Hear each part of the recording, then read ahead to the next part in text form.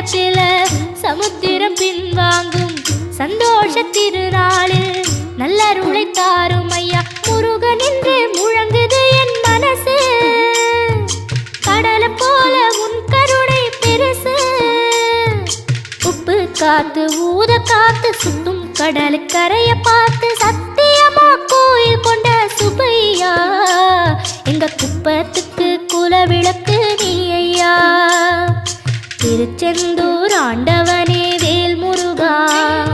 தினம் உனக்கு நன்றி சொல்வோம் மால் மருகா திருவடியில் தவம் இருப்போம் திருமுருகா